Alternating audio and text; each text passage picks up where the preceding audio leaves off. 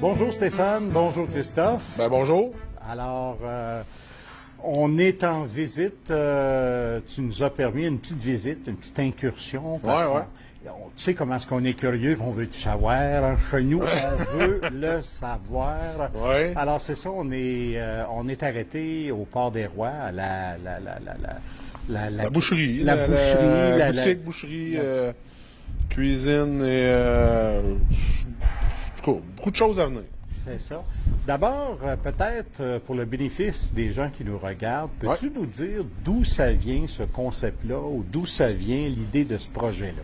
Ben, en fait, dans le fond, en tout cas, moi, pour ma part, tout producteur agricole, ben tout, peut-être pas tout, mais plusieurs, je pense que c'est un peu un rêve de pouvoir faire d'un bout à l'autre, tu sais, de l'élevage, la culture des champs, ensuite de ça, la transformation, puis pouvoir vendre directement aux consommateurs plutôt que d'envoyer ça un transformateur que tu n'entends plus jamais parler de rien. Tu sais, pas que c'est mal, c'est comme ça, mais je veux dire, pouvoir le faire directement, en tout cas, moi, ça a toujours été un peu un désir, un rêve, mais qui s'est, dans le fond, qui s'est un peu concrétisé avec l'avenue de Christophe. Puis, c'est ça. Pour ceux qui ne connaissent pas, Christophe, c'est Christophe Lepage. Il travaille avec nous depuis quoi, 2012? Depuis 2012. On a fait différents projets à d'autres niveaux avec. Puis, ça fait un petit bout là, qu'on regardait pour... entre barbecue de gang de ferme, puis que Christophe nous concoctait de la saucisse, puis des grillades avec Cédric aussi un peu, puis tout. Ben c'est ça. Là, on est venu à la conclusion que c'était le moment parfait pour Donc, faire quelque chose. En fait, c'est comme une espèce de hasard. C'est arrivé. C'est une idée de gang parce que vous faisiez des barbecues, toutes sortes de choses. On s'est dit pourquoi pas qu'on n'irait pas un petit peu plus loin dans notre démarche.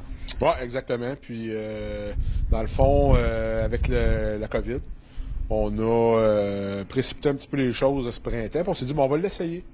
Fait que, tu sais, souvent, il y en a qui viennent peut-être, puis on n'a pas tous les produits en grande quantité, puis tout, parce depuis le mois d'avril, on fait ça comme un petit peu à petite échelle. Christophe, il y a une petite salle de découpe chez eux, tout petite, qui a accrédité MAPAC, tout. Puis nous autres, on a un congélateur ici. Puis on fonctionne ça comme ça, puis on n'a pas la capacité de faire beaucoup de volume. Fait que des fois, on n'a pas des produits. Des fois, on a beaucoup d'une sorte, puis on n'a pas de l'autre. On les vend, mais on n'en a plus, on en refait d'autres, tu sais. Fait que c'est ça, c'est pas tout le temps régulier, mais avec l'installation ici, on s'organise là, pour pouvoir faire plus de volume. Donc, Stéphane, si je comprends bien, on veut vraiment là développer le principe de la terre à l'assiette. C'est le concept. Exactement. Ben, la terre à l'assiette. Par un heureux hasard, tout ça s'est enchaîné d'une chose à l'autre. Et puis là, est-ce que vous êtes à ce moment-ci, là, ça fait combien de temps que ça avait débuté? En avril, mars-avril, là. Avril, je pense. Donc, depuis avril, vous avez débuté tout ça. Et ça n'a cessé de grandir, votre affaire. La demande est là. Oui, la demande est là, de plus en plus. Mais comme j'expliquais tantôt, ben, on peut comme pas fournir à tout là. Ça s'en vient. Par contre, quand on va ouvrir ici, mais ça s'en vient rapidement. C'est un peu la raison pour laquelle vous construisez ce que vous êtes en train de faire. Oui, exactement. Mais il y a un concept de... Tu sais, il y a plus que juste de la viande. Pas juste de la viande, mais plus que juste de la viande, si on veut. Tu sais, oui, on va avoir la boutique ici. On va avoir d'autres trucs que Christophe vous parlera tantôt. Là. Puis, on veut faire beaucoup plus... On a plein d'idées là-dedans. Des idées qu'on va concrétiser. Peut-être qu'il y en a qui se feront pas. Peut-être qu'il y en a qui vont marcher, d'autres moins. Mais on en a plein. On a un grand terrain. C'est pas pour rien. On a de la place. On s'est créé de la place. C'est tout pour répondre à différents trucs. Là. Bon, alors, on va s'arrêter là-dessus. On rentre un petit peu, puis... Oui, ça commence à être un petit peu frisqué. Ouais, on rentre. C'est beau.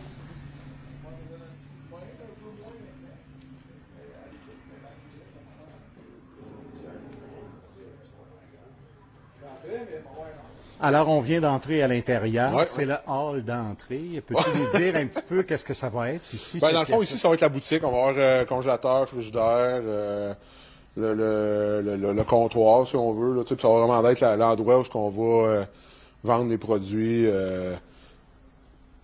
qu'on va avoir. On va en avoir plusieurs. Christophe vous le dira tantôt. Ensuite de ça, on va avoir une salle de découpe. Après ça, des congélateurs, frigidaires, cuisine en arrière.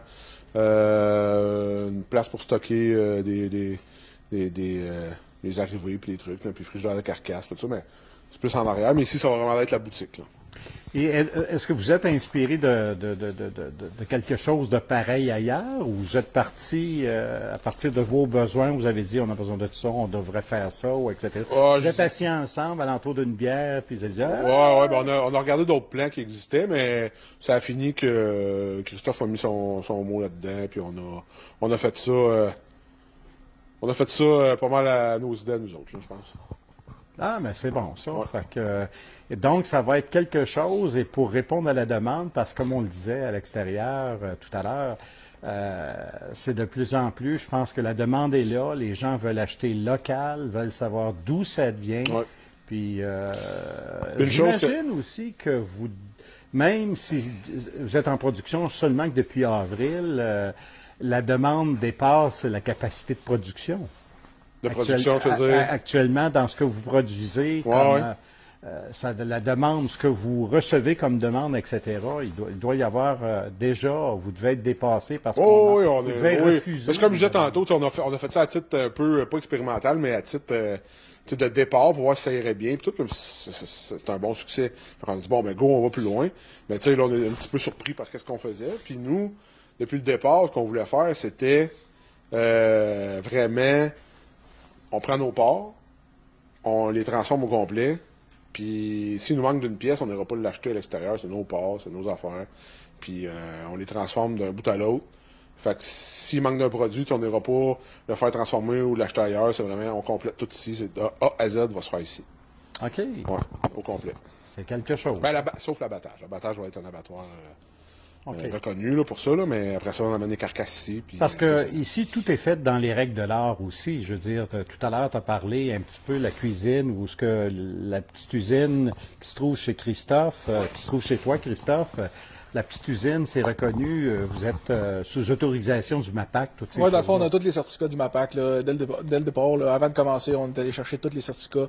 On s'est tous mis selon les normes. Et puis ici aussi, c'est bâti selon les normes de toute MAPAC, même un peu plus ici, parce qu'on s'est bâti selon une certification plus haute qu'une boucherie. On est presque adapté pour être une usine de transformation alimentaire, mais on reste avec le permis de boucherie seulement. Fait qu'on s'est vraiment mis quasiment, pas des bâtons dans les roues, mais on est une coche plus haut que ce qu'ils demandent là, au niveau des permis de MAPAC. Là. Parce que le MAPAC, c'est sérieux, c'est assez exigeant comme norme, ces choses-là. Il faut répondre vraiment, et puis il y a des inspections régulières, puis il y a dans le fond, on a des inspections régulières. Nous autres sont venus chez nous à l'été, et puis on a des rapports, puis dans le fond, il faut que tout soit ça coche, c'est des normes d'hygiène, c'est normal aussi. Là. Fait que nous autres, on est bien content quand il arrive parce que surtout qu'on est là en départ, là, on a plein de questions quand il arrive. Puis, fait que, dans le fond, nous autres, le MAPAC, quand les inspecteurs viennent, on les appelle. Même si on a des questions, ils viennent nous aider, mais tout est. Dans le fond, on suit toutes les normes, puis on a tous les certificats nécessaires. Puis on est même au-dessus. Là. Parce qu'avec le MAPAC, il y a des normes sanitaires assez sévères, puis on ne peut pas s'improviser là-dedans. Il y a vraiment des choses, des règles à suivre. Oui, exactement. Il faut suivre les règles d'hygiène. Là. Christophe Lepage, c'est-tu un petit Lepage du bas du fleuve? Plusieurs générations en avant, oui. Mes ancêtres viennent du bas du fleuve. Parce que dans la région de Rimouski, il y a beaucoup de Lepage, on voit beaucoup de Lepage. Est-ce qu'il y a vous avez... Oui, dans le fond, c'est ça si on retourne dans mon arbre généalogique, le premier Lepage de ma lignée est arrivé à Rimouski. Dans les 500... Non, faudrait que je ressorte là, mon livre là, pour vous dire les dates. Là. Mais on vient de là. Okay. Moi, je viens... La région de Rimouski, Saint-Donat, les hauteurs Saint-Gabriel. Exact, dans ce coin-là. Moi, j'ai une petite anecdote un peu. Quand on a engagé Christophe la première fois, on était assis dans le camion maintenant. Puis là, tu sais, je dis, mais tu sais, en campagne, veut pas, ça se fait. C'est pas nécessairement un jugement, mais tu sais, c'est le monde de la grande ville, à Montréal ou quelque chose, tu sais. Puis il dit, ben moi, tu sais, il dit, je viens de Laval. Il dit, quoi, tu viens de Laval, toi? Il dit, viens pas de Laval. Tu sais, il a l'air d'un gars qui travailler sur la ferme, tu sais, pis pas, écoute, nous autres, on le savait pas. Puis quand on a commencé à travailler avec Christophe, t'as passé ta jeunesse à Laval, tout, ben là, il est revenu par ici, par après, puis en tout cas, on a bien rigolé avec ça, c'était bien, c'était un Lavallois. Donc, on sait que c'est un Lavallois, mais les origines viennent du bas du fleuve, du Bas-Saint-Laurent. Ouais, exact. De la région de Rimouski. Maintenant, si tu nous parlais de toi comme maître transformateur, parce que c'est le titre qu'on t'a donné, on t'a trouvé un titre quand on a monté notre première vidéo où tu étais concerné. Peux-tu nous parler un petit peu, as-tu étudié en boucherie? Dans le fond, moi j'ai fait des études en agriculture, en production ovine. Mon background là-dedans, j'ai toujours travaillé un peu dans l'agriculture, mais sur notre ferme familiale qu'on a après Montréal, on a déménagé à Saint-Félix. Et puis on a eu une ferme ovine. Et puis là, on a fait du marché public. On faisait notre transformation nous-mêmes, pas notre découpe dans le temps. Puis tu l'as encore, cette ferme-là? Ouais, j'ai encore ma ferme. J'ai encore une production ovine. Et combien de moutons? On produit 400 agneaux par année environ. C'est une petite fermette, là, on a 150 moutons. C'est vraiment pour la boucherie, c'est pas pour la laine. Oui, c'est de l'agneau de boucherie qu'on fait. Puis je suis avec mon père et ma mère là-dedans. Puis c'est ça, là, dans le fond. Fait que moi, j'ai toujours travaillé à l'extérieur quand même. Puis et qu'est-ce qui t'a amené justement à un jour faire de la transformation ou à faire boucherie? Là, moi, j'ai toujours aimé la vente directe avec le consommateur. Quand on en faisait du marché public avec l'agneau, j'étais souvent là, puis j'aimais bien ça. Fait que, on a toujours été chez nous, je sais pas comment dire, mais épicuriens, où on aime la bouffe, on aime beaucoup manger. Puis c'est ça, dans le fond, fait que moi j'ai tout le temps fait plein de recettes, on a tout le temps fait nos saucisses nous-mêmes, nos choses. Puis quand Stéphane faisait des barbecues, ben j'amenais les saucisses, c'était moi qui les faisais. Puis fait que à chaque fois, ben on en faisait un petit peu. Puis là, ben on s'est dit, ben si on veut en faire, on pourrait en faire pour tout le monde, tant qu'à être là, tout le monde qui en veut. Je me suis posé la question, parce que tu développes des recettes. Y a-tu des recettes de tes tantes, de ma tante une telle, ma tante Huguette, ou y a-tu des recettes de quelqu'un? Comme la tourtière, je dirais que c'est la recette à ma mère. Okay. C'est la recette qu'elle a toujours faite depuis toujours, de ce que je me souvienne. Les autres recettes, les fers Vollard, c'est la recette à ma mère. Aussi. Il y a beaucoup de choses qui sont des recettes à ma mère. Elle nous aide beaucoup. Dans la cuisine, présentement, là. Elle est inspirante. Mais pas juste inspirante, c'est souvent elle qui est là puis qui en fait une partie avec nous. Mais elle aime ça. Elle aime ça. Elle nous aide beaucoup. C'est pas une corvée, là. Fait que, il y a ça, mais sinon, les recettes, je dirais, des saucisses, c'est toutes des recettes il y a des recettes qu'on a développées avec le temps. Il y a des recettes que c'était dans le temps qu'on faisait du marché à ma ferme. Qu'on a adapté avec le porc, qu'on a transféré dans le fond avec le porc des rois. Puis c'est des recettes au fur et à mesure, c'est du essai-erreur, là. Tu sais, comme on disait tantôt, on n'est pas en essai, mais il y a beaucoup de choses, des pièces aussi que nous autres, on transforme, puis on fait des tests. Fait que, tu sais, des sortes de saucisses, il y en a beaucoup qu'on a fait cet été vous avez pas vu, parce que c'est pas tous les tests qui sont fructueux. Alors, Christophe, peux-tu nous dire un petit peu, donc, nous décrire qu'est-ce qu'il va y avoir dans la pièce? On va se l'imaginer. Dans le fond, ici, on a déjà dit, c'est la boutique. On va avoir un comptoir avec du frais, puis on va avoir le reste en congélateur, les tables avec les étagères, avec le stock qu'on va avoir. On a un bureau puis une petite salle de bain qu'on a mis dans la boutique. On rentre dans l'aire de découpe. Ici, ça va être notre salle de découpe. Fait que dans le fond, les carcasses vont rentrer par en arrière. Ils vont passer dans la chambre froide qui est en arrière de la caméra. Et puis après ça, ils s'en viennent sur une rail puis ils vont s'en venir à la salle de découpe. Un coup qu'ils ont passé la salle de découpe, ben là, ils vont s'en aller dans un autre frigidaire. Puis après ça s'en va. Les cuisines sont de l'autre côté du frigidaire. Ce qui va être transformé, sinon ça va être emballé, puis ça s'en va dans les congélateurs ou dans les frigidaires.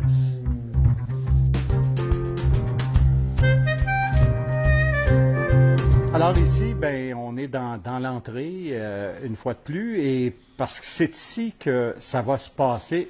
En tout cas, il y a une grosse partie de tout ce que vous allez faire qui va se faire ici. Quand on parle du public qui vient pour acheter les produits et ces choses-là, c'est ici que ça va se passer.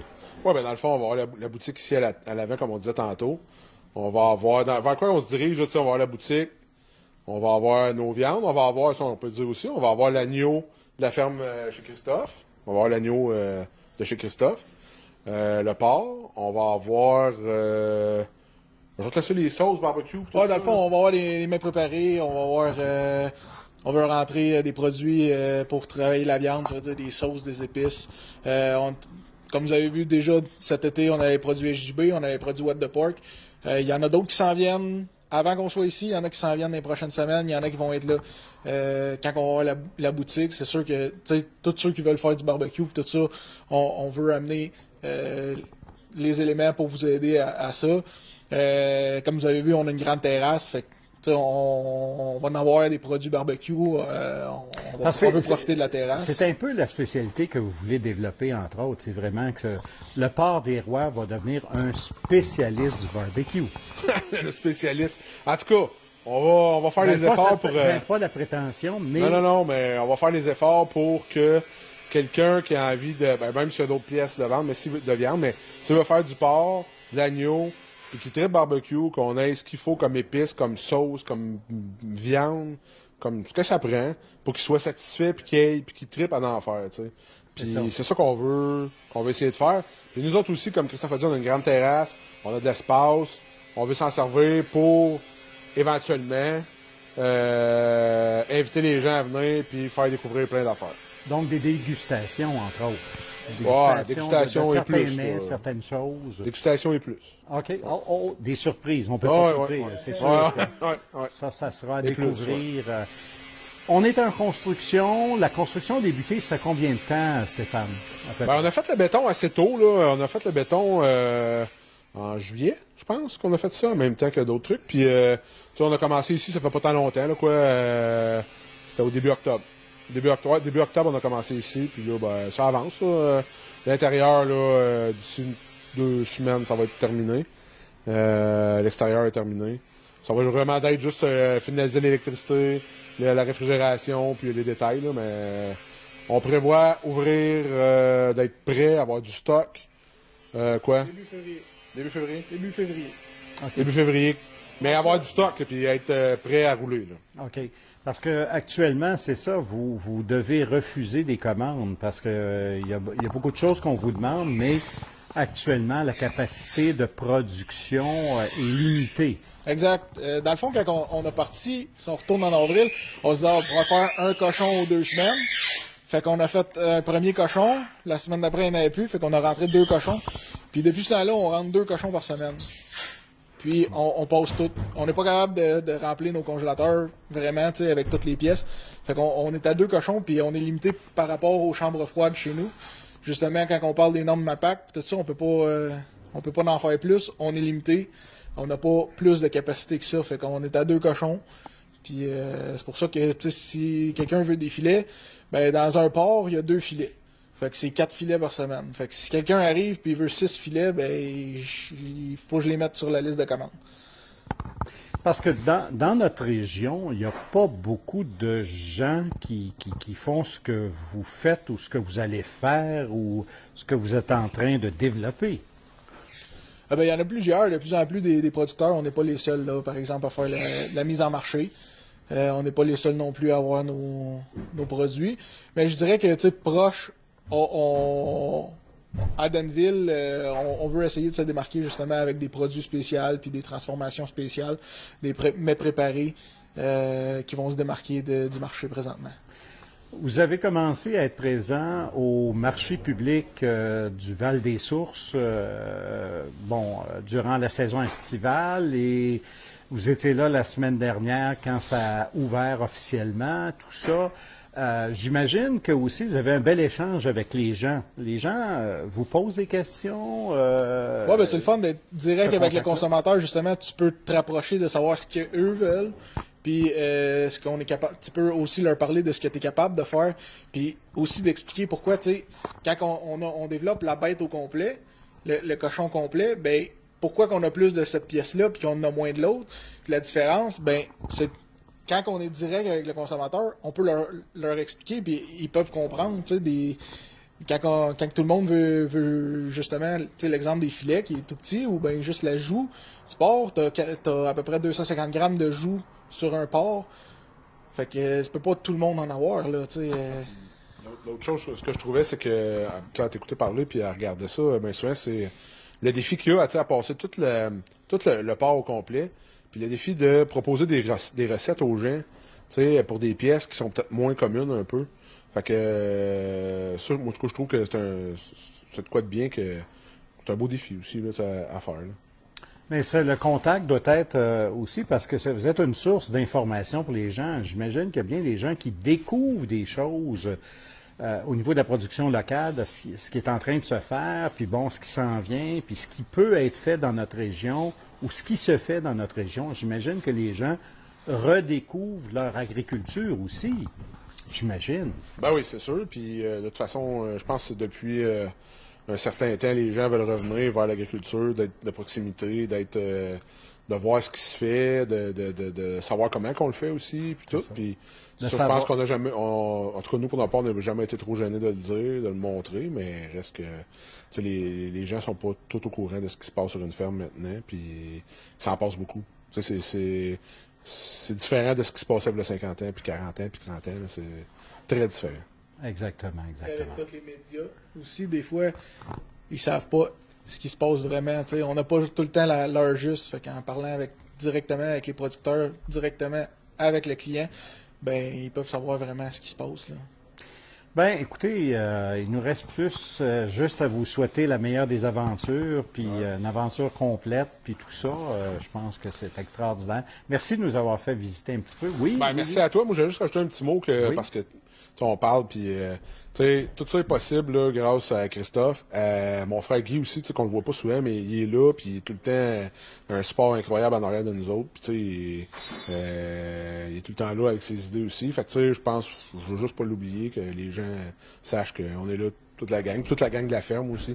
Tout ça, c'est possible à cause de ça, à cause d'une belle gang, d'une belle équipe. Puis on va espérer qu'elle va continuer à s'agrandir. Alors, le Port des Rois a un futur vraiment, qu'on peut dire, là, prometteur pour l'avenir. En tout cas, comment qu'on dirait ça? On y met la gomme. Merci beaucoup. Merci.